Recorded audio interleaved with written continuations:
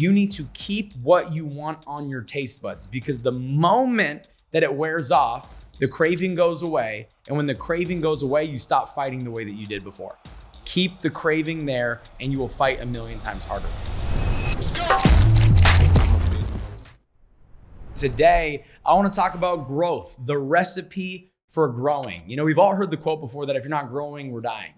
And obviously we don't want anyone to die, which means we got to what? We got to grow. We got to get better. We need to become a better person each and every single day. And if we focus on getting better by 1% every day, you just get better by 1%. After 100 days, you're 100% better. After a year, you're 365% better. And I want to help you get better, because the quality of our life will be determined by the quality of thoughts we think. The quality of the thoughts that we experience will be determined by the quality of information that we feed our mind. And so if we are constantly putting ourselves in positions where quality information is being injected into our minds, we're going to think better thoughts and we'll ultimately build a better life. We've all heard the quote before that if you want your life to get better, you must get better. If you want your life to become more, you need to become more. One of my favorite quotes is, you can have more than you have because you can become more than you are. But the only way that that's going to happen is if we start to apply the recipe for improvement. We start to apply the recipe for growth. We start to apply the recipe for getting better in every area of our life. And I want to give you 5 points today that's going to help you with that in your growth journey, on your growth journey. I'm definitely not perfect in any way, but one thing that I strive to do every day is improve. I try to get better every day. I try to make sure that every day I can write down what I learned, how I improved, how I got better. Let me ask you a question. If I said, hey, just curious, what did you learn yesterday? Could you write it down? If I said, hey, just curious, what did you learn the day before that? What was the piece of information that you learned, that you digested, that made you a better person, a better man, a better woman, better in business, better in leadership? What's that one thing that you learned that made you better? Could you write it down? Most people cannot write it down. Most people cannot put it on a piece of paper and say, this is exactly what I learned.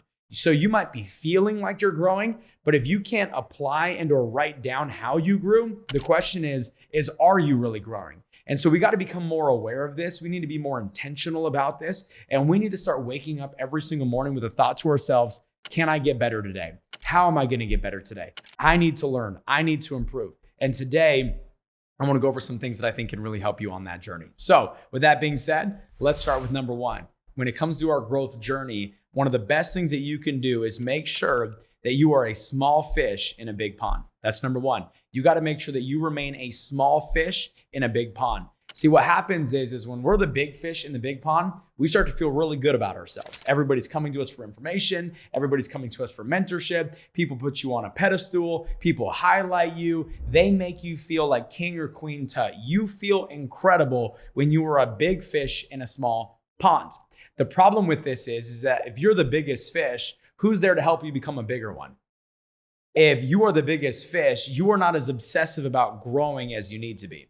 See, imagine this. Imagine if I am out of shape. Maybe I'm not the healthiest person in the world. And all of a sudden, I am forced to be in a gym of a bunch of health nuts who are on their fitness game, eating the right things. Do you think that I'm just going to remain the way that I am? Or do you think I'm most likely going to succumb to my environment and start to shift the way that I think, shift my behavior, shift the way that I work out? Of course, I'm going to begin to shift. Why? Because in this scenario, I became a small fish in a big pond. You want that when it comes to your growth. You want to be the smallest person in the room. That doesn't mean that God looks at you as a small human being. That's not what I mean by this. But I mean, you want to be the most unsuccessful person in the room that you are in. You want to be the person that makes the least amount of money in the room that you are in. If you're trying to grow in your faith, you want to be around a whole bunch of people who are spiritually inclined, that are strong in their faith. If you're trying to grow in your faith, it's very important for you to feel uncomfortable. And do you know what most people do? Most people hide in their comfort zone. Most people do everything that they can to stay in their comfort zone because it makes them feel better about themselves. The problem is when you're in your comfort zone, you're not growing. When you're in your comfort zone, you're operating at a high level of selfishness. To be comfortable is the highest form of selfishness. And so if you are falling into a comfort zone, that means you're only thinking about you and you're not thinking about all the other people in your life and or people that are not even in your life that could benefit from you if you just decided and committed to get uncomfortable. And once again, that's going to come from you entering a place where you are a small fish in a big pond versus a big fish in a small pond. I always go out of my way to try to be in rooms where people are more successful than me. We for our business, we went on this tour over the last 2 years as we launched our company.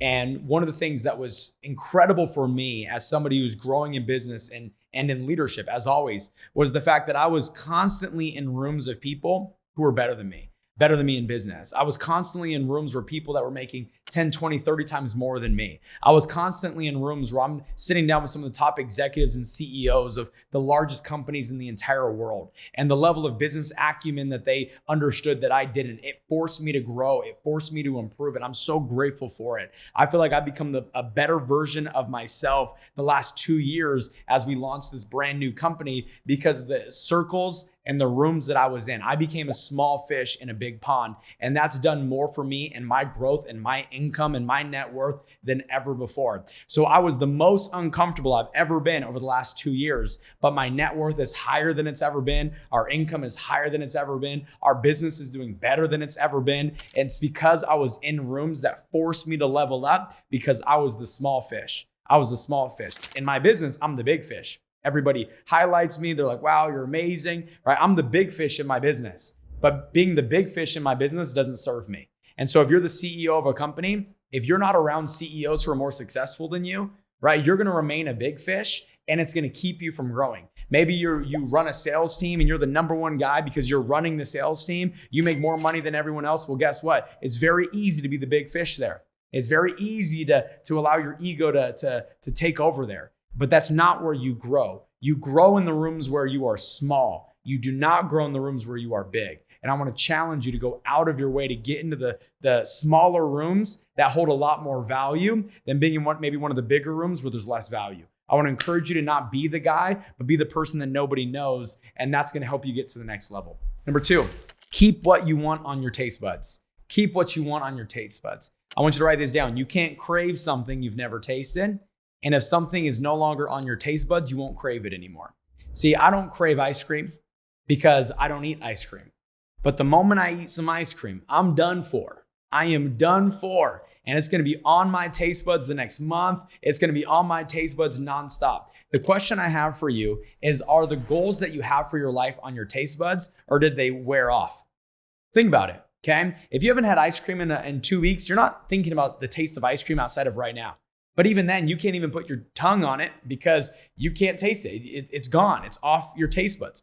If you haven't experienced the higher quality of life anytime recently, then you're probably not chasing that higher quality of life because you're not experiencing that higher quality of life. You have to keep what you want on your taste buds if you want to continue to grow. One thing that my wife and I always did, and we still do this to this day, but what we would do is every Sunday we'd go to church, we would go to brunch, and then we would go tour all the homes in all the wealthy neighborhoods. Now we live in those homes in the wealthy neighborhoods, but as we were coming up in business, we couldn't afford these homes. But every other Sunday, we were touring these dream homes because we wanted to keep the craving for these homes on our taste buds. And that got me going. Some people, it's cars. Some people love cars. And if that's you, every week you should be going to a car dealership or some type of car shop that has all of your dream cars there that keeps you hungry, that keeps you wanting more. Maybe it's you love tithing or giving back to the church. Well, then guess what? You need to, on a weekly basis, be in a position where you try to tithe that just makes you want to be able to give more and give more and give more.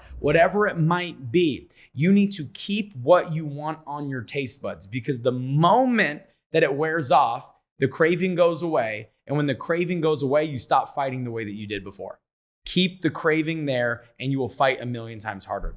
So me and my wife would go tour these 10,000 beautiful square foot homes, and then we go back to our 400 square foot house. And you think I got my butt to work on Monday morning? Absolutely, because I was just trying to go from the 400 square foot house to the 10,000 square foot house. I was trying to improve the quality of my life. And now we have those things. We have multiple of those types of houses, right? But at the time, I couldn't even afford it.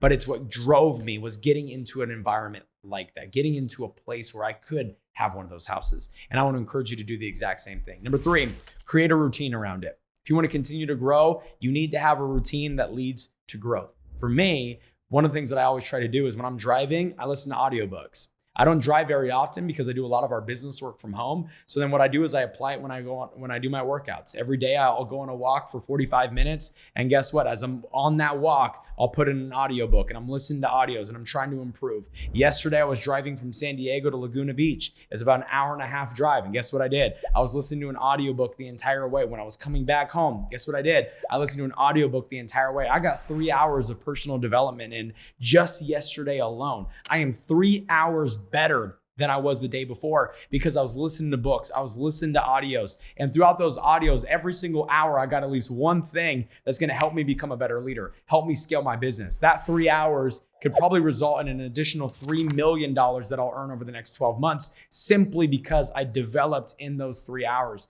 And so if you don't have a routine that leads to you growing, if you don't have a routine that leads to you listening to audios, reading books, getting any type of information, then that's hurting you. That is hurting you. So you have to create some sort of routine. For me, I like to get a 2-for-1 special. If I'm driving, I'm listening to an audio. If I'm working out, I'm listening to an audio. I try to get both done at the exact same time, and that helps me a ton. Number 4, keep growing. Remain a student. Remain a student. I posted this on my social media the other day, and it said the difference between a master and a student is that the master has mastered being a student. Let me say that one more time. The difference between a master and a student is that the master has mastered being a student. You have to always operate from this mentality that I am a student. I am a student. I'm here to learn. I'm here to grow. Every meeting that I'm ever in, I try to learn at least one thing. I'm here to get better. I'm here to learn. I'm here to grow. You know, I travel a lot for business. And one thing that's important to me is that if I'm going to be away from my daughters and I'm going to be away from my wife, I'm going to get something out of it. So every moment that I'm not with my daughters, every moment that I'm not with my wife, in my mind is like, if I'm not with them, I'm getting better. I'm getting better. I'm not wasting a single moment. I'm getting better. I'm improving. And so I try to remain a student. Every room that I go into, I try to remain a student. And a lot of these rooms that I tend to enter, I am the most successful person and or one of the most successful people. But it doesn't mean that I can't learn. It doesn't mean that there's not somebody that has a piece of value that can help me get better as a human being. So I remain a student when it comes to everybody I have conversations with and or I come in contact with. Does it mean I apply everything that they say? No, but I'm willing to learn from everything that they say. And then I'll create a judgment, whether it's in my own mind based off my experience and or I'll go to a mentor that's even more successful than me and I'll run that idea off of them, which leads me to point number 5 when it comes to growing is you need mentorship. You need mentorship. The shortest distance between where you are and where you want to be is a mentor. And if you're anything like me, you probably avoid mentorship.